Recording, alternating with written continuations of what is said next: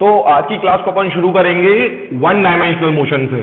ठीक है, कल तक अपन ने जो फ्लो चार्ट देखा था उसमें 1D यहां आ रहा था, लेकिन अब स्पेस को बचाने के चक्कर में अपन यहां से शुरू करेंगे और पूरे बोर्ड पे बाकी की डिटेल्स समझेंगे। तो वन डायमेंशनल मोशन के अपन ने किए थे दो हिस्से।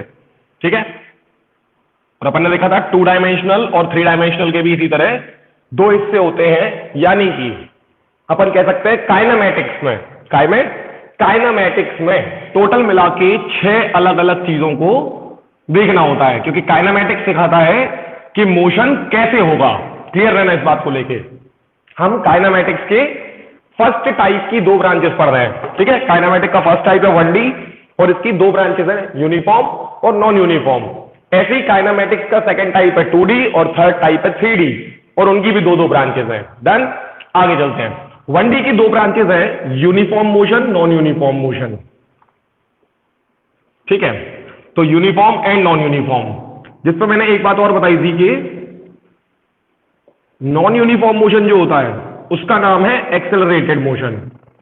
एक्सेलरेटेड, तो अभी एक नया शब्द आएगा एक्सेलरेशन, उसके बाद इस पर बात करेंगे। लेकिन इसकी वजह से कि नॉन यूनिफॉर्म का नाम एक्सेलरेटेड है तो यूनिफॉर्म का नाम पड़ जाता है नॉन एक्सेलरेटेड, है ना। इतना कॉमन सेंस से आ जाएगा अपन को समझ में। नहीं अमन, बिल्कुल नहीं। डिसेलरेटेड भी यही है, डिसेलरेटेड भी यही है, इसीलिए कह रहा हूं गलती नहीं करनी है। Non accelerated completely non accelerated. ठीक है ना। एक चीज और बता दूं, तुमने अब शब्द इस्तेमाल कर लिया है, एक्सेलरेटेड का अपोजिट होता है डिसेलरेटेड। एक्सेलरेटेड का नहीं तो गड़बड़ है ना, यहां पर दोनों हो सकते हैं। एक्सेलरेटेड का अपोजिट है डिसेलरेटेड, समझ गए। तो वो दोनों यहां आते हैं, चाहे मैं एक्सेलरेटेड बोलूं या डिसेलरेटेड बोलूं। नॉन एक्सेलरेटेड का मतलब है कि एक्सेलरेशन ही नहीं होगा। तो जब एक्सेलरेशन नहीं होगा तो उसका अपोजिट कैसे हो जाएगा? Getting my point? यहीं पर है दोनों, ये उसका पॉजिटिव है, डिसेलरेशन उसका नेगेटिव है, तो वो दोनों यहां आएंगे, यहां पर तो होगा ही नहीं। ठीक, अब जब एक्सेलरेशन समझेंगे तब देखेंगे कि ऐसी कौन सी चीज है जो यहां थी ही नहीं। ठीक है ना, और यहां है तो आगे आएंगे, लेकिन डिसेलरेशन इसका पार्ट है। आगे यूनिफॉर्म को आसान बनाने के लिए मैंने बोला था कि इसमें 2 फॉर्मूले होते हैं, सिर्फ 2। हाँ, क्या हुआ सागर? एक्यूरेसी अभी वैसे तुम्हारे काम का नहीं है, एक्यूरेसी का कोई खास मतलब नहीं है। देखो एक बहुत अच्छी चीज बता दूं, फिर भी सागर ने पूछ ली, कल मैंने बहुत अच्छा सिखाया था, इसलिए अब तुम इस पर समझ सकते हो। सागर, यहां आंसर देना मेरा। कल मैंने बोला था 7 फंडामेंटल क्वांटिटीज होती है। कितनी? 7 होती है। उसमें सबसे पहली कौन सी थी?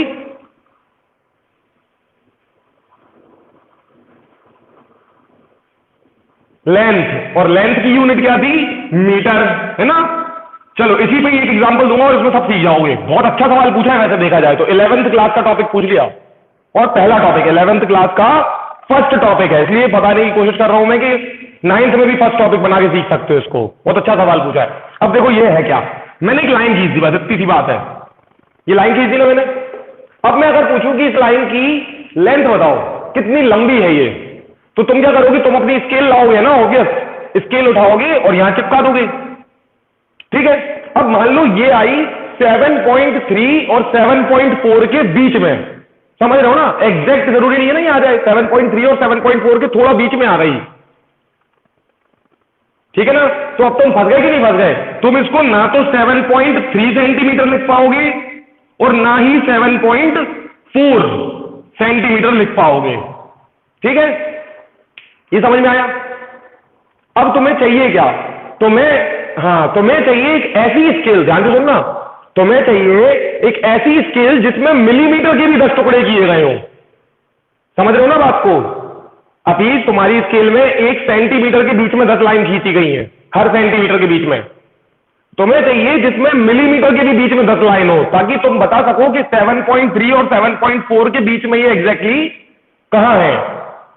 तो असल में, अब सुनो प्रॉब्लम का सॉल्यूशन, कि असल में फिजिक्स में ये रोज हो सकता है और होता ही है, रियल लाइफ में ये रोज होता है। देखो एक और उदाहरण देता हूं, वो जो इलेक्ट्रॉनिक तराजू है ना, इलेक्ट्रॉनिक तराजू जिस पे वजन नापते हैं आजकल, उस पे क्या करना, सुनो, 1 किलो शक्कर लेना। 1 किलो शक्कर हो जाए ना, बिल्कुल 1000 लिखा आ जाए तो 1 किलो हो गई। अब तुम उस 1 किलो शक्कर में 2-4 दाने और डाल देना। अभी भी वो 1 किलो ही रहेगा, गिनती से 4-5 दाने डालने हैं बस, अभी भी वो क्या शो करेगा 1 किलो। तो अब ये बताओ कि 1 किलो था कब, वो 4-5 दाने डालने से पहले था कि 4-5 दाने डालने के बाद जो हुआ है वो 1 किलो है। यानी कि फिजिक्स में एग्जैक्ट एक्यूरेसी लाना कभी भी संभव नहीं है। ठीक है ना, ये बात समझ में आ रही है अब? तो एक्यूरेसी मतलब बिल्कुल परफेक्ट आंसर, बिल्कुल ही परफेक्ट, जो फिजिक्स में, हाँ फिजिक्स में ना के बराबर है कि आप कभी दे पाओगे, बहुत मुश्किल है एक्यूरेट। हाँ, तो अब तुम्हें लग सकता है कि एक्यूरेट आंसर देना बहुत इजी है, लेकिन फिजिक्स के हिसाब से सोचोगे ना तो सच में बहुत टफ है तुम्हारी रियल लाइफ में ही। समझ पा रहे हो इस बात को?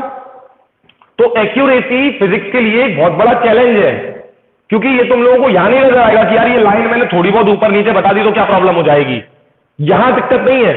लेकिन मान लो तुम एक रॉकेट लॉन्च कर रहे हो, समझ गए, और तुमने स्पीड में थोड़े बहुत पॉइंट में अंतर कर दिया, स्पीड जो आ रही थी रॉकेट की, जो स्पीड रखनी थी, जिस स्पीड पर उसे लॉन्च करना था, उसमें पॉइंट का अंतर आ गया। तो जब तक वो स्पेस में पहुंचेगा ना, हो सकता है स्पेस पहुंच ही ना पाए, उससे पहले वो अर्थ पर टर्न मार जाए। तो इतना बिल्कुल बिल्कुल कई बार हुआ है, उदाहरण दे रहा हूं मैं तो जब, तो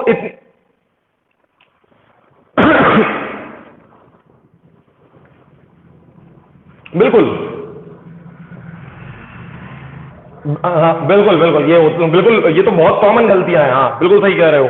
तो ये नहीं होने हैं ना, मतलब बहुत एक्यूरेट रखना चाहते हैं अपन फिजिक्स को, तो एक्यूरेसी मिलती भी नहीं है, और इसीलिए वो एक चैलेंज बन गई है कि जितना हो सके उतना तो एक्यूरेट रहना, वरना गड़बड़ें हो सकती हैं, बड़ी से बड़ी गड़बड़ हो सकती है ना। तो अब आते हैं अपने टॉपिक की तरफ, क्योंकि इतना गहरा मुद्दा नहीं है, बट समझ गए हो गया ना फिर भी ऊपर ऊपर से कि क्या होती है ये छोटी सी प्रॉब्लम। चलिए, तो आप देख रहे थे यूनिफॉर्म को। हाँ क्या हुआ सागर? क्या? अरे ये तो एक अजीब सा सवाल पूछा है कि ग्रेविटी इतनी अजीब सी चीज क्यों है। ठीक है ना, तो ये पूछने की कोशिश की है कि ग्रेविटी इतनी अजीब चीज क्यों है। तो अब इसको दोनों तरीके से देख सकते हो। देखो, उसको तुम अपोजिट में, हाँ पहले तो तुम अपोजिट में एक क्वेश्चन पूछ सकते थे कि why is gravity so beautiful, क्योंकि ये जो इंसान था ना, उसको तुम्हें पहले पता है, इसको देखो, ये दोनों सुनो, क्योंकि अभी तुम दोनों ही हो इस क्लास में मेरे साथ, दोनों के दोनों सुनना क्या क्या बता रहा हूं मैं। ऐसे इंसान को पहला जवाब, अगर तुम कलेक्टर का एग्जाम देने जा रहे हो मान लो, उस समय पे, आज बता रहा हूं 9th में के कलेक्टर के एग्जाम पे पहली चीज क्या देखी जाती है कि पहले तो तुम्हें पता है ऐसे इंसान को क्या बोलना है कि you are a person with a negative mentality.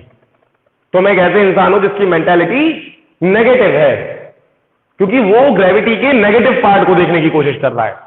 और तुम्हें यहां पे क्वेश्चन क्रिएट करना है, why is gravity so beautiful. Gravity है जिसकी वजह से हम चांद तारे पे जा पा रहे हैं, ग्रेविटी है जिसकी वजह से हम क्रिकेट खेल पा रहे हैं, फुटबॉल क्रिकेट ये सब तभी खेल पा रहे हो जब ग्रेविटी है।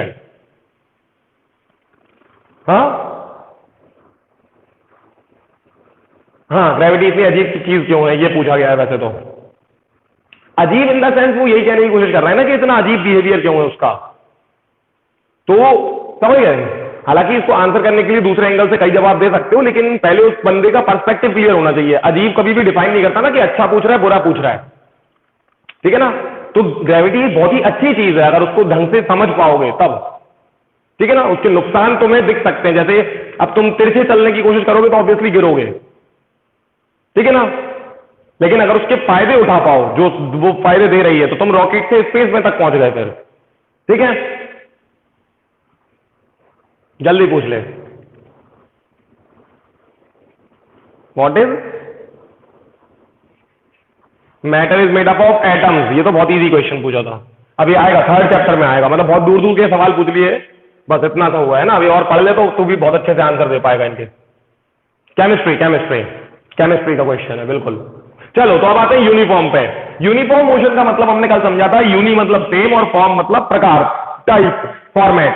तो एक ही प्रकार के मोशन को यूनिफॉर्म मोशन कहते हैं, और यही होता है नॉन एक्सेलरेटेड। अब यूनिफॉर्म मोशन को पहले आज अपन फॉर्मूले से नहीं, थोड़े मीनिंग से समझते हैं। एक ही प्रकार का मोशन को सिंपल भाषा में बोलते हैं when a body covers equal distance in equal interval of time, then it is said to be in uniform motion. यानी कोई इंसान हर बार बराबर समय में बराबर दूरी कवर करे, 1 सेकंड में 1 कदम, 1 सेकंड में 1 कदम, 1 सेकंड में 1 कदम, ये यूनिफॉर्म मोशन है। जैसे कि अपन जब चलते हैं मोस्ट ऑफ द टाइम हम जब चलते हैं वो एक यूनिफॉर्म मोशन होता है, अगर सही से चल रहे हो। अब जैसे दोस्त के गले में हाथ डाल के चल रहे हो तो नॉन यूनिफॉर्म कर दिया तुमने, समझ गए? एक जो नॉर्मल, अगर मान लो तुम वॉक पे गए हो तो वॉक करते टाइम तुम अपने हेडफोन लगा के, हाँ एग्जैक्टली, हाँ अभी अपन ये भी मान रहे हैं कि सीधे चल रहे हैं, प्लस जो हमारी नॉर्मल वॉकिंग होती है, जो रेगुलर वॉकिंग है वो यूनिफॉर्म होती है। ऐसा नहीं है ना कि आप राइट पैर तेजी से रखते हो, लेफ्ट पैर धीमे रखते हो, एक बराबर होता है, वो बैलेंस होता है दोनों में। तो ऐसे ही मोशन को यूनिफॉर्म मोशन कहते हैं, क्योंकि इसमें हम बराबर समय में बराबर दूरी कवर करते हैं। अगर हम बराबर समय लें लेकिन दूरी बराबर ना हो तो वो हो जाता है नॉन यूनिफॉर्म मोशन। मतलब पहले आप 1 सेकंड में 4 कदम चले, फिर अगले एक सेकंड में 10 कदम चल गए, ये अपन आगे देखेंगे। तो यूनिफॉर्म का मतलब होता है बिल्कुल सेम रहेगा पूरे टाइम, और बिल्कुल सेम रहेगा मतलब उसको कैसे बोले एक सिंगल शब्द में, या फिजिक्स की भाषा में कैसे बोले कि जब आप चलोगे तो आपकी स्पीड सेम रहेगी। इसी चीज को, हाँ बिल्कुल वो ठीक है। अब अपन को चीजों को चलने पे नहीं रखना है, बहुत सारी चीजें, इवन प्लैनेट चल रहे हैं बेटा। एक और सबसे बेस्ट एग्जांपल दे दूं तो प्लैनेट का सिर्फ मोशन वाला हिस्सा देखोगे तो वो यूनिफॉर्म ही है, लेकिन वो नॉन यूनिफॉर्म है। अमन तुम पकड़ पा रहे हो इस बात को? प्लैनेट हालांकि नॉन यूनिफॉर्म है, फिर भी जो उनका, क्योंकि उनकी डायरेक्शन बदलती है। अभी डायरेक्शन वाली बात अपन ने नहीं शुरू की है, वो डायरेक्शन यहीं आती है इसलिए यहां समझेंगे। लेकिन उससे पहले प्लैनेट जिस तरह चलते हैं वो होता है परफेक्ट यूनिफॉर्म। उतना यूनिफॉर्म तो अपन भी नहीं कर सकते। कैसे होता है कि एक साल हमेशा 365 दिन में ही आता है। अब ये मत पूछना कि एक साल काय पे डिपेंड करता है, अगर तुम्हें साल पता है कैसे बनता है। हाँ हाँ, नहीं, बिल्कुल भी नहीं। असल में जो एक यूनिफॉर्म पीरियड बन गया है, हालांकि उसमें बहस फिर से हो सकती है एक्यूरेसी वाले पॉइंट ऑफ व्यू से, लेकिन फिर भी जो अपन बताते हैं ना 365 डेज एंड, ये एग्जैक्ट मैं बताता हूं, 365 डेज 14 आवर्स भी नहीं है, 6 hours, no not 6 hours, 5 hours 58 minute, मतलब बिल्कुल एक्यूरेट जाना है तो ये है। तो ये ऑलमोस्ट 1/4 ही हो गया, समझ में आ रहा है? कुछ सेकंड भी है उसको तो इग्नोर कर देते हैं अपन, हालांकि एक्यूरेसी में आएगा, बट ये है मेन आंसर। मतलब 6 घंटे भी पूरा नहीं है, अगर 6 घंटे होता तो अपन एग्जैक्टली 1/4 लिख सकते थे, ठीक है। लेकिन जो भी अपन ने पता लगाया ये भी है, और जो प्लस सेकेंड्स है, तो वो अगर अपन देखें तो वो हर साल का फिक्स टाइम है, हर साल इतने टाइम में रिपीट हो जाता है एक साल, ठीक है। तो वो यूनिफॉर्म मोशन को शो कर रहा है। क्यों? क्योंकि धरती सूरज के आसपास जो चक्कर लगाती है, सूरज के आसपास, तो वो चक्कर बराबर है, उसकी डिस्टेंस जो है वो हर साल सेम है, और टाइम भी हर साल सेम ही लगता है। यानी अर्थ इक्वल डिस्टेंस ट्रेवल करती है इक्वल टाइम में, और यही हमारी यूनिफॉर्म मोशन की डेफिनेशन है कि आप बराबर समय में बराबर दूरी ट्रेवल करो। तो इसी को बोलते हैं यूनिफॉर्म मोशन। और इस यूनिफॉर्म मोशन में मेन चीज क्या होती है? स्पीड, यूनिफॉर्म स्पीड, है ना। स्पीड कैसी रहती है? हमेशा यूनिफॉर्म। और स्पीड का फॉर्मूला कल अपन ने देखा था, हाँ बस वेट कर, यहां उनकी जरूरत नहीं है, इसलिए जैसे यहां आएंगे ना उससे पहले मैं बहुत सारी बातें बताऊंगा, वो सब यहीं आएंगी, क्योंकि एक्सेलरेटेड के लिए ही सारी चीजें पढ़ते हैं, समझ में ना। किसके लिए पढ़ते हैं? एक्सेलरेटेड के लिए। तो वो जैसे ही आएगा मैं सब कुछ बताऊंगा। अभी अपन इसलिए कह रहा हूं कि सबसे सिंपल भाषा में ये चीज सीखी जा सकती है, क्योंकि तुम ये ऑलमोस्ट 6th क्लास से सीख रहे हो। कल अपन ने देखा था, बट अब पूरे डिटेल में जा रहे हैं, तो अभी तुम्हें कोई एक्स्ट्रा नॉलेज नहीं चाहिए। जितना तुम जानते हो ना उसकी मदद से इसको पूरी तरह खत्म कर सकते हो। तो जैसे ही तुम्हें समझ में आएगा कि 1D पढ़ना है, उसके 2 हिस्से हैं, और एक हिस्सा तो कभी भी खत्म किया जा सकता है बेसिक नॉलेज के साथ। इसके लिए चाहिए एक्स्ट्रा नॉलेज, जो तुम्हें 9th में पहली बार सुनने मिलेगी। स्केलर, वेक्टर, है ना, डिस्टेंस, डिस्प्लेसमेंट, नए नए शब्द आएंगे, वेलोसिटी। तो इनसे अपन, हाँ तो इनसे अपन थोड़ी देर में, बिल्कुल, तो इनसे अपन थोड़ी देर बाद दोस्ती करेंगे। ये लेकिन अपने पुराने शब्द है जिनको अपन जानते हैं, तो पहले इनके साथ पूरा खत्म कर दो। यही तो मेरा तरीका है कि अपन चैप्टर को इस तरह बनाओ कि अपन को पता हो कि ये हिस्सा बहुत ही आसानी से हो जाता है और ये हिस्सा स्पेशल नॉलेज से खत्म होता है। तो पूरा चैप्टर ही एकदम बिल्कुल डिफाइंड हो जाएगा अभी तुम्हारे लिए, ठीक है। तो पहले यहां देखो, तो सबसे पहले यहां फॉर्मूला आता है स्पीड का। पहला जो फॉर्मूला बनता है इस कैटेगरी में, और क्या बताया मैंने, यहां है 2, यहां है 5 फॉर्मूले। और 5 ऐसा नहीं है, 5 मेन है, 2 हेल्पिंग फॉर्मुलेज हैं और 3 मेन फॉर्मुले हैं, ठीक है। अब यहां से पहले फॉर्मूले पे, पहला फॉर्मूला है स्पीड का, और ये क्या है? डिस्टेंस अपॉन टाइम, ठीक है। तो डिस्टेंस अपॉन टाइम।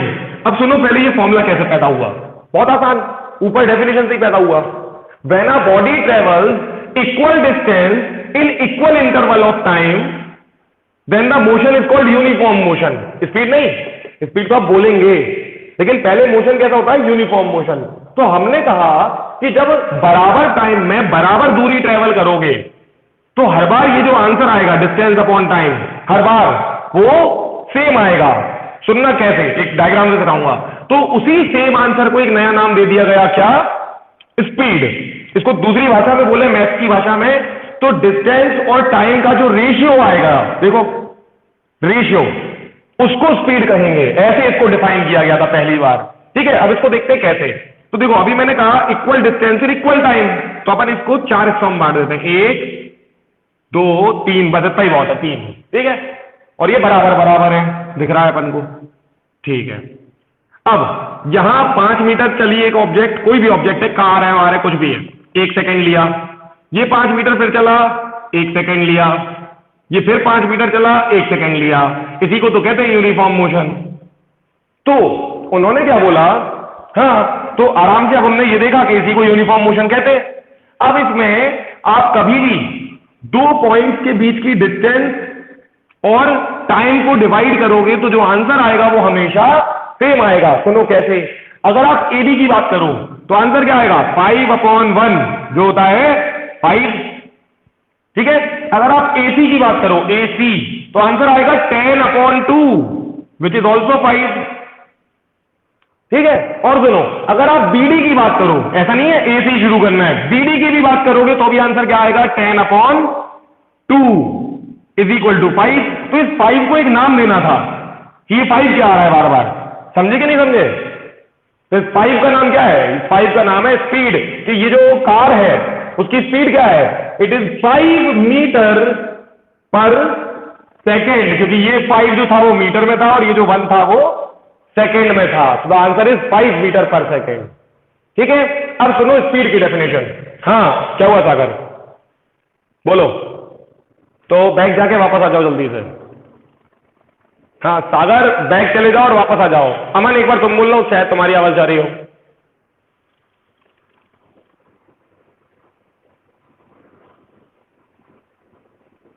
सागर, किसी की भी आवाज नहीं आ रही क्या?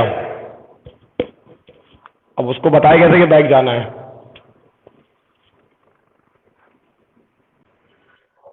हेलो, हाँ सागर, अब सुन पा रहे हो? ठीक है, चलो। तो आगे क्या बता रहा था मैं अब, कि स्पीड कैसे डिराइव हुई। ये जो बार बार हम डिस्टेंस को टाइम से डिवाइड कर रहे थे, हमने हर बार कोई भी 2 पॉइंट लिए, उनके बीच की डिस्टेंस ली और उनको उनके बीच में लगने वाला टाइम लिया और डिवाइड किया, तो आंसर हर बार आ रहा था 5। तो इसी 5 को हमें एक नाम देना था कि ये 5 जो है वो फिक्स बार बार आंसर क्यों दे रहा है, और इसी 5 का नाम क्या पड़ा, स्पीड। This 5 is speed. तो आंसर टाइम आता है मीटर पर सेकेंड में यहाँ पे, क्योंकि यूनिट जो इस्तेमाल की गई थी वो थी मीटर और सेकेंड। तो स्पीड है 5 मीटर पर सेकेंड। अब स्पीड का जो फॉर्मूला है वो कैसे डिफाइन किया जाता है, the distance travelled per unit time. Speed का जो फॉर्मूला है वो है the distance travelled per unit time. अब यहां पे ये भी समझो पर यूनिट टाइम क्या होता है। पर यूनिट टाइम का मतलब है, यूनिट फिर से आ गया, यूनिट का मतलब क्या होता है, 1। तो यूनिट टाइम का मतलब क्या है कि आपने टाइम को जिस भी तरीके से नापा है उसमें नापो, लेकिन कितना लेना है, सिर्फ 1। तो ध्यान से सुनना क्या हुआ फिर, 5 मीटर अपॉन 1 सेकेंड। ये तो मेन ही तरीका है, यही तरीके से फाइंड करनी होती है स्पीड। यहां पर क्योंकि टाइम क्या है 1 सेकेंड, और टाइम को सेकेंड में ही नाप रहे थे तो 1 सेकेंड ही रखना है। यहां पर जो हमने किया है वो गलत आ रहा है, इसीलिए पहले इसको डिवाइड करो, अपने आप आंसर फिर से 1 सेकेंड वाला आ जाएगा। हाँ सागर, एयर को नापने वाली मशीन,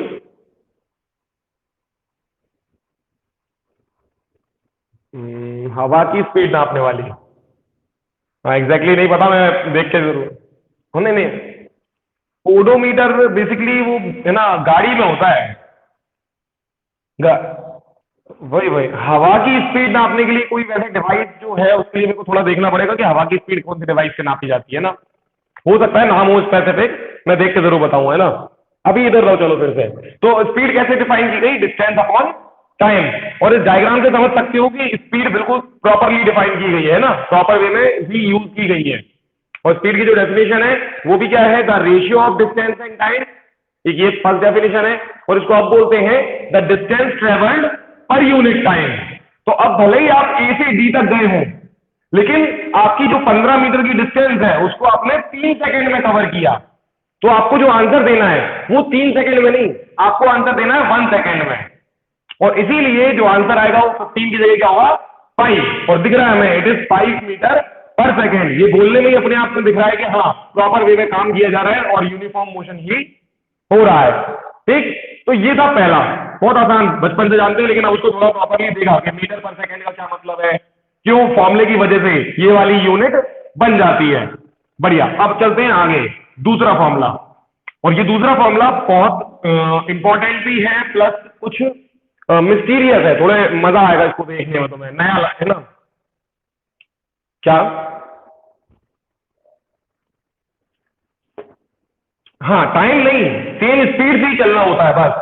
क्योंकि सुनो, अगर तुम सेम स्पीड से चलोगे, स्पीड तुम्हारी सेम है, तो अब चाहे तुम 10 मिनट चलो, चाहे 20 मिनट चलो, या 1 घंटा चलो, तुम्हारी जो डिस्टेंस आएगी वो उसी रेशियो में आएगी, उसी रेशियो में। फिर से सुनना, जैसे तुम 1 मीटर पर सेकेंड की स्पीड से चलते हो, 1 मतलब इसको थोड़ा नंबर चेंज कर लो, 3 मीटर पर सेकेंड, तो अगर तुम 10 सेकेंड चलोगे तो कितना चल पाओगे? 30 मीटर चल पाओगे। 10 सेकेंड में 30 मीटर पहुंचोगे, है ना। और अगर 20 सेकेंड चलोगे तो 60 मीटर। यानी जैसे जैसे तुम्हें टाइम ज्यादा मिलेगा, तुम्हारी डिस्टेंस भी उसी हिसाब से ज्यादा होगी। ऐसा नहीं है कि यहां पे 30 था तो यहां पे 100 आ गया।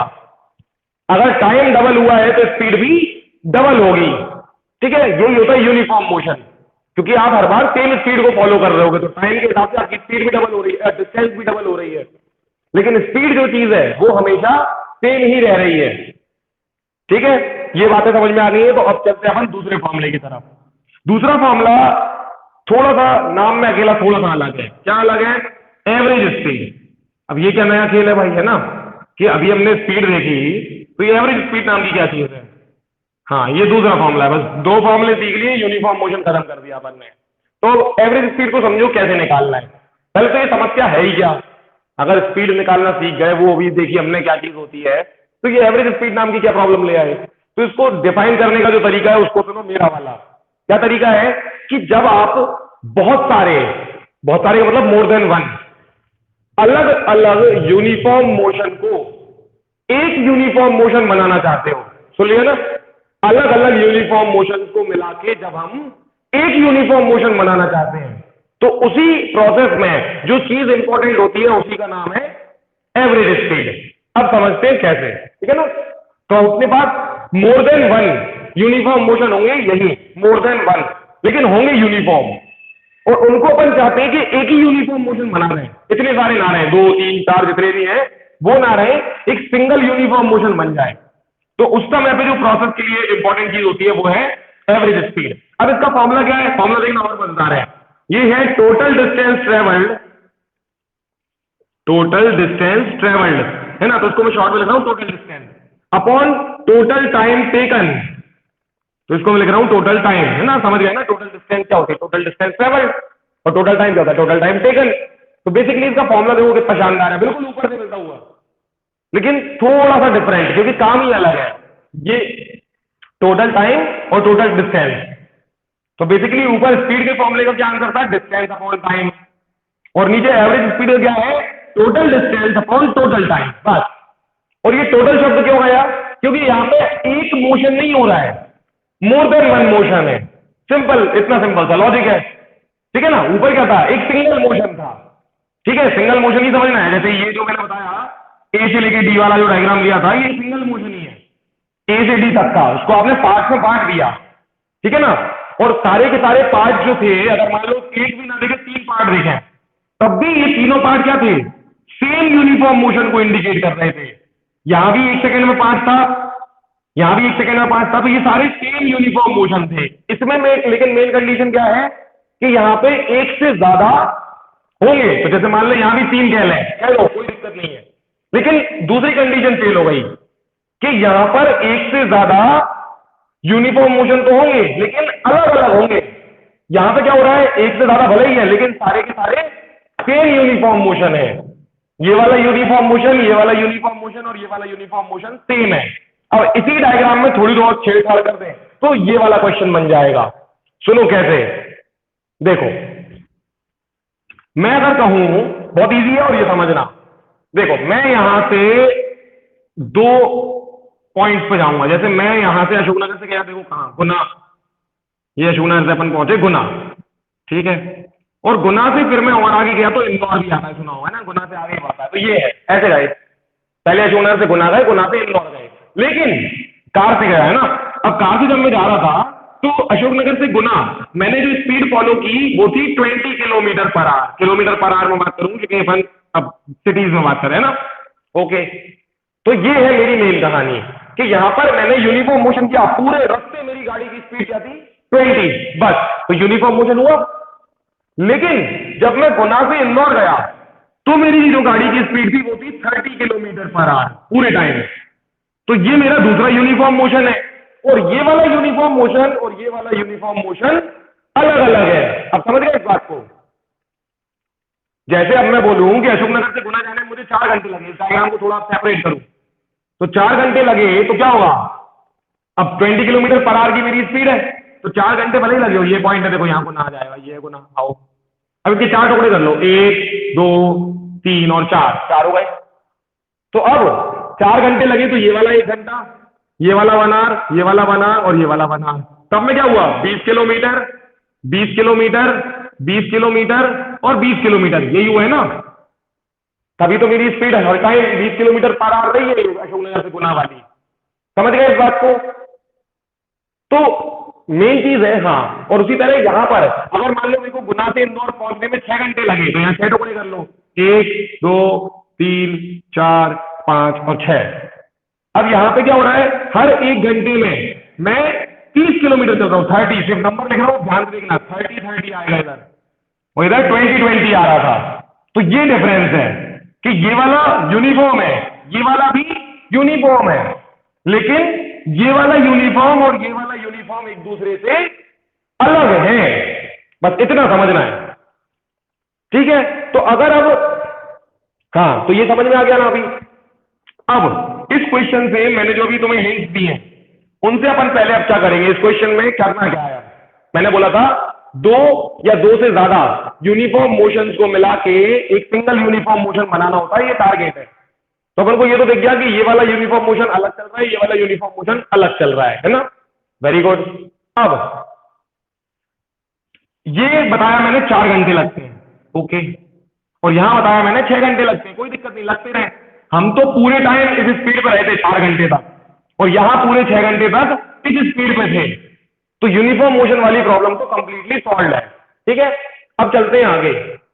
अगर आप 4 घंटे तक चले 20 की स्पीड से तो आपकी दूरी कितनी है, अशोकनगर से गुना की दूरी है कितनी, तो बताओ कितनी आ जाएगी। दिस विल बी 80 किलोमीटर, समझ गए ना। 80 किलोमीटर ज्यादा पड़ा होगा आपको अशोकनगर से गुना जाने के लिए। 4 घंटे 20 किलोमीटर की स्पीड से चले, 20 किलोमीटर पर आवर की स्पीड से। और उसी तरह गुना से इंदौर तक आपने कितना डिस्टेंस ट्रेवल किया होगा, 6 × 30 180 किलोमीटर। ये बात क्लियर है, ठीक है ना। तो अब आंसर की तरफ चल रहे हैं। बहुत इजी तरीके से तुमने एवरेज स्पीड ऑलमोस्ट सीख ली है, total distance upon total time कहती क्या है। तो देखो अब इस कहानी में हमने देखा कि टोटल अशोकनगर से लेकर गुना तक की दूरी कितनी है, 260 किलोमीटर। ये टोटल करके देख सकते हो, 260 किलोमीटर। लेकिन इस 260 किलोमीटर को ट्रेवल करने के लिए हमें कितना टाइम लगा, हाँ 20, हाँ आंसर 26 आएगा, उसके लिए वेट करो थोड़ा सा। पहले ये समझो कि हमने 10 घंटे लगाए, तो 10 घंटे जब लगाए, एक बार 20 की स्पीड से गए और एक बार 30 की स्पीड से गए, दोनों जो अलग अलग स्पीड से जाना पड़ा। अब मैं सोचूं कि मुझे 10 घंटे ही लगे लेकिन मैं अशोकनगर से गुना तक एक सिंगल स्पीड पे ही चलूं पूरे टाइम, क्योंकि मैं इन दोनों डिफरेंट यूनिफॉर्म मोशन को मिला के एक सिंगल यूनिफॉर्म मोशन बनाना चाहता हूं। सिंगल यूनिफॉर्म मोशन का मतलब क्या होता है, यहां से लेके यहां तक आपकी पूरी स्पीड सेम थी, दैट्स इट। और उसी सेम स्पीड को क्या नाम पड़ता है? Average speed. ठीक है ना? तो अब आपके पास क्या है? आपके पास ये सिचुएशन है कि आपको 260 किलोमीटर जाना है और आपके पास टोटल टाइम है 10 घंटे का। सिंपल सी बात। तो आपको जो स्पीड फॉलो करनी है वो उस पूरी जर्नी के लिए होने वाली है 26 किलोमीटर पर आवर। ये समझ में आ गया होगा? तो अब दूसरी भाषा में एक सिंगल लाइन में पूरी कहानी का समापन करें तो वो ये कह रहा था कि अशोकनगर से गुना जाने के लिए 10 घंटे ही आपके पास हैं। तो ऐसा मत करो ना कि 4 घंटे 20 की स्पीड से चलेंगे और 6 घंटे 30 की स्पीड से। ऐसा मत करो। ठीक है? क्या?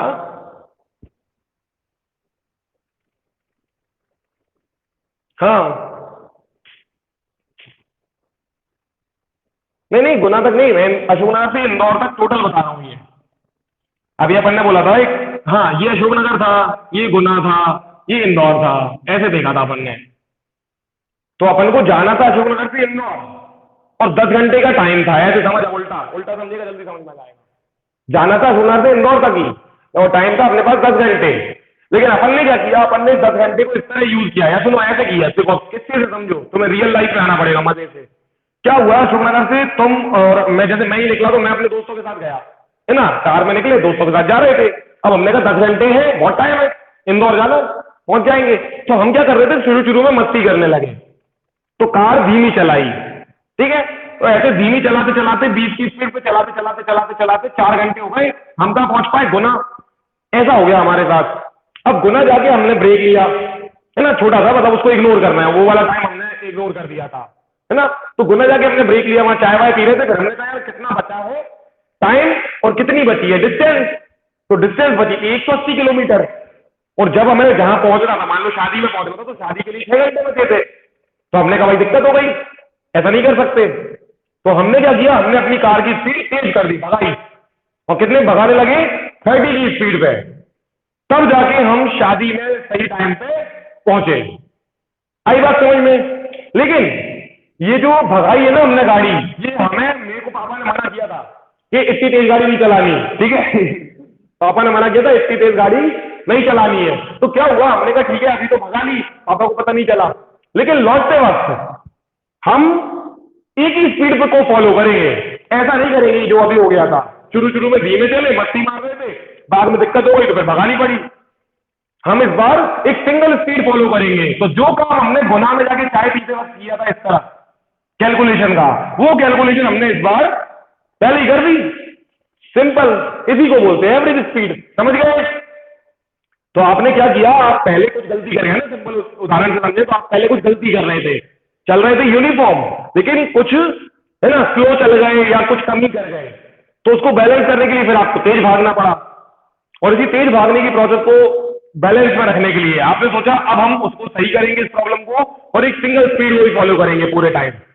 ये मिक्सचर में दिक्कत है, कभी स्लो चलते हैं कभी तेज चलते हैं, तो प्रॉब्लम आती है। ठीक है? तो इसी चीज को बोला जाता है एवरेज स्पीड। तो अगर ये सीख गए तो बहुत बढ़िया तरीके से एवरेज स्पीड सीखे हो। ठीक है? अब इसकी मिस्ट्री खोलता हूं मैं। ये जो एवरेज स्पीड वाले क्वेश्चन आते हैं बुक में, अगर देखोगे आज बुक में तुम्हें बहुत सारे क्वेश्चन करने का मौका मिल गया इन दो फॉर्मुलेस की मदद से। ठीक है? फर्स्ट एक्सरसाइज के काफी क्वेश्चन कर पाओगे। तो बात ये है कि एवरेज स्पीड के जो क्वेश्चन आएंगे तो उसमें होगा क्या तुम्हारे साथ, ये समझो। तो मैं इस डायग्राम में ही सिखा देता हूं, इस तरह के क्वेश्चन आएंगे। ये वाला हटा रहा हूं तब समझोगे। देखो कैसा क्वेश्चन आएगा, देखो खेल कैसा करेगा क्वेश्चन तुम्हारे साथ मजाक करेगा क्वेश्चन। फॉर्मुले में क्या चाहिए? एवरेज स्पीड निकालने का क्वेश्चन आएगा। फॉर्मुले में चाहिए टोटल डिस्टेंस और टोटल टाइम। तो पता है क्वेश्चन तुम्हें क्या देगा? टाइम देगा साफ साफ, ये देखा, देखो मैंने टाइम दिया साफ साफ, डिस्टेंस नहीं दी, नहीं दी ना। ए से जी की डिस्टेंस क्या है ये नहीं दी, उल्टा क्या किया? स्पीड दे दी। तो मतलब ध्यान से सुनना, मतलब तुम्हें इस सेकंड फॉर्मूले वाले क्वेश्चन को सॉल्व करने के लिए पहले फर्स्ट फॉर्मूला लगाना पड़ेगा उसमें। ठीक है? मान लो यही क्वेश्चन आया, तो ये क्वेश्चन किस तरह लिखा आएगा सुनो। A car travels from Ashoknagar to Guna at a speed of 20 kilometre per hour and it took 4 hours for the car to reach from Ashoknagar to Guna. ठीक है? From Guna, the car traveled at a speed of 30 kilometers per hour and took 6 hours and reached Indore. Now, what is the average speed for the whole journey? ऐसे कुछ करके, ऐसा balance करके question में थोड़ा मसाला छिड़क के ऐसा क्वेश्चन बना के दे देंगे। तो अल्टीमेटली क्या किया क्वेश्चन ने तुम्हें? क्वेश्चन ने दो पार्ट में स्पीड और टाइम दे दिए, लेकिन हमें दिख रहा है कि हमें तो पूरा फाइनल आंसर जो एवरेज स्पीड का है उसमें डिस्टेंस और टाइम चाहिए। तो क्या करना पड़ेगा? पहले फ्रॉम अशोकनगर टू गुना वाले हिस्से की डिस्टेंस निकालनी पड़ेगी। वो कैसे निकलेगी? फर्स्ट फॉर्मूले से। उसी तरह गुना टू इंदौर वाले पार्ट की डिस्टेंस निकालनी पड़ेगी, वो भी निकलेगी फर्स्ट फॉर्मूले से। जब दोनों की डिस्टेंस भी मिल चुकी हो तो आपके पास डिस्टेंस भी है, मतलब टोटल डिस्टेंस है, और टाइम क्वेश्चन ने मेहरबानी से पहले ही दे दिया था। तो अब लगा सकते हो फॉर्मूला, ये करना होगा। ठीक है, तो इस तरह के क्वेश्चन को सॉल्व कैसे करेंगे? तो शॉर्ट में बताओ, जैसे मैथ्स के क्वेश्चन मैंने अभी तक तुम्हें किसी चैप्टर में इस तरह लिखने नहीं सिखाए, फिर भी पहला मेथड क्या होगा? गिवन, सारी गिवन बातें लिख दो। तो given speed of car from Ashoknagar to Guna, speed of car from Ashoknagar to Guna कैसे? तो कितनी है? 20 किलोमीटर पर आवर, ये मेंशन कर दो। फिर speed of car from Guna to Indore ऐसे मेंशन करो, फिर 30 kilometre per hour. Similarly time taken by the car to travel from Ashoknagar to Guna, तो चार बातें मेंशन करनी, क्योंकि चार बातें हमें दी थी, और पांचवी बात पे क्वेश्चन मार्क लगा देना है। ठीक है, दूसरा वाला टाइम लिखोगे गुना टू इंदौर वाला, ठीक है, ये 4 घंटे है, ये 6 घंटे है, ठीक। और आखिरी चीज क्या पूछिए? एवरेज स्पीड बराबर क्वेश्चन मार्क। ऐसे क्वेश्चन को शुरू करना बिल्कुल मैथ्स वाले तरीके से, जो सब कुछ गिवन है वो गिवन में लिख दो, और जो पूछा गया है उसको क्वेश्चन मार्क लगा के छोड़ दो। अब फिर लिखो we know that. We know that में कौन सा फॉर्मूला लिखोगे पता है? फर्स्ट वाला। वी नो दैट में लिखो distance is equal to speed into time, और थोड़ा घुमा के लिखोगे, स्पीड वाला नहीं लिखना है। Distance is equal to speed into time सब लिख सकते हो, है ना? फर्स्ट को तीनों तरीके से यूज किया जा सकता है, 3 तरीके से। पहला तरीका यही है। दूसरा, डिस्टेंस बराबर स्पीड इनटू टाइम, क्योंकि ये टाइम इनटू में चला जाएगा इधर। और नॉर्मल लॉजिक से भी सोच सकते हो, दोनों तरीके से, है ना? ये कोई बहुत बड़ी वो फॉर्मूला सोच है ना, बनाने वाली बात नहीं है। तो ये दूसरा। और तीसरा क्या है? Time is equal to distance upon speed, ये तीसरा बहुत इंपॉर्टेंट है। Time is equal to distance upon speed, क्योंकि जब टाइम ऊपर आएगा तो स्पीड नीचे चली जाएगी। तो टाइम का फॉर्मूला होता है डिस्टेंस अपॉन स्पीड।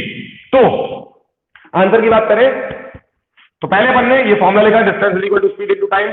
फिर लिखो now distance between Ashoknagar and Guna, distance between Ashoknagar and Guna, तो वो कितनी आएगी? 20 इंटू 4, और आंसर आएगा 80 किलोमीटर में। ओके, ऐसी distance between Guna and Indore, तो वो जाएगा 30 इंटू 6, सेम तरीका, वो आ गया 180। So total distance from Ashoknagar to Guna, तो वो गई 260, ठीक है। और उसी के नीचे and total time taken by the car to travel from Ashoknagar to Guna, तो उसको लिख देना 4 + 6 10। और finally therefore average speed is equal to total distance upon total time, answer आएगा 26।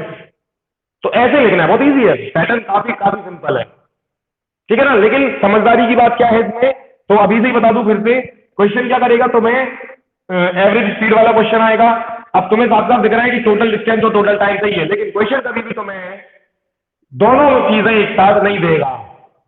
टाइम देगा तो डिस्टेंस नहीं देगा, एक चालाकी कर देगा, स्पीड दे देगा और डिस्टेंस हमें निकालनी पड़ेगी, ये गेम खेलेगा। और अगर डिस्टेंस दे देगा, ध्यान सुन लेना, तो टाइम नहीं देगा। अब ऐसा क्वेश्चन कैसे बनेगा? मैं इसी सेम क्वेश्चन को बिल्कुल सेम टू सेम यही वाला फिर से बना रहा हूं, डिस्टेंस दे देगा, टाइम नहीं देगा। ऐसा कैसे करता है ये? देखो,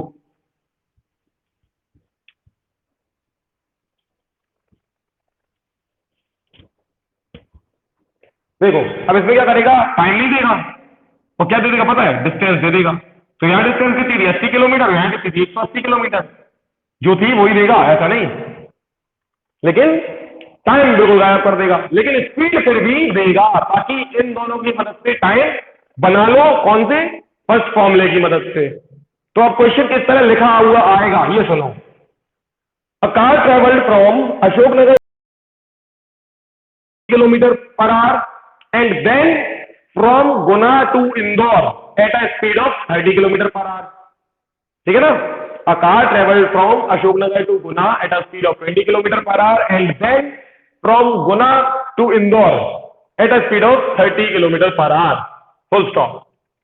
find the average speed of the car if the distance between Ashoknagar and Guna is 80 kilometer and that of Guna and Indore is 180 kilometre.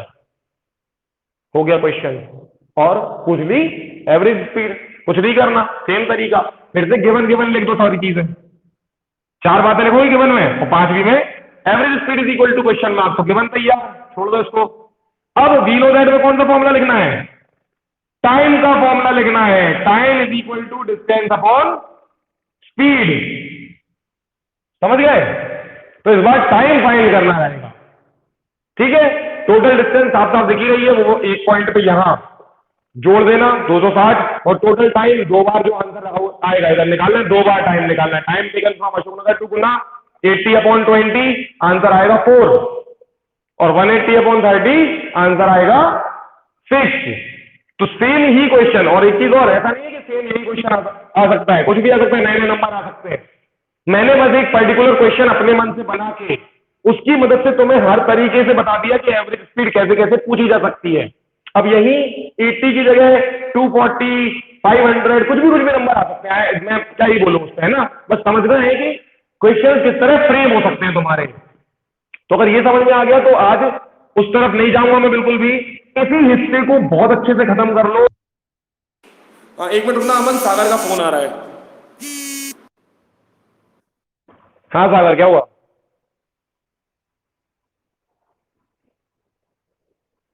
चल अब मैं क्लास में से खत्म ही कर रहा हूँ, इतना समझ में आ गया था क्या अभी तक? चल, और आज की लेक्चर रिकॉर्डिंग देख लेना तो बहुत सही काम हो जाएगा। ठीक है। और एनसी वो है तेरे पास, बुक है ये फिजिक्स की? बस तो आज क्वेश्चंस लगाने शुरू कर देना, जो आंसर के तरीका लिखने का बताया उसी तरीके से। ठीक है? ठीक है।